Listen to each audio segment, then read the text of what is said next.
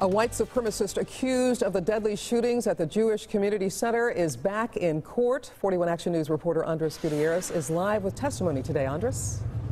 Cynthia, the Johnson County prosecutor and defense team are listening to testimony to determine whether they have enough evidence to go ahead and try Frazier Glenn Miller. At this point, so far, seven people have taken the stand. Right now, the eighth person, a person with the Overland Park Police Department, is speaking to prosecutors. This hearing began shortly after 9 o'clock this morning. The 74-year-old man, who's now using an oxygen tank, is charged with capital murder in the attacks outside the Jewish Community Center in Village Shalom.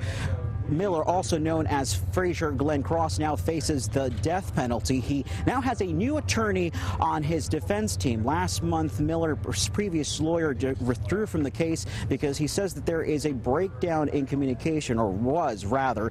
This particular hearing started with the Overland Park Police Department Marty Ingram, who was working off-duty security at that afternoon at the JCC. He described the moment when he found one of the victims, 14-year-old Reed Underwood.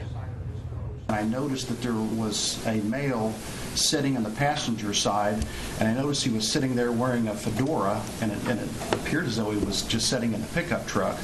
I went around to the passenger side, and about that time, a gentleman came up to the truck and said he was a paramedic, and at that point in time, we opened up the truck, and at that point in time, I was able to determine it was a young boy that was sitting inside.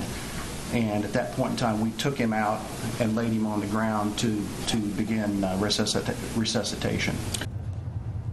And now, unlike previous time, Miller has not had an outburst in the courtroom thus far. The Johnson County prosecutor does plan to have 15 witnesses to call up to the stand to make their case against Cross. They have scheduled 3 days for this particular preliminary hearing. Reporting live outside the Johnson County Courthouse in Olathe, Andres Gutierrez, 41 Action News.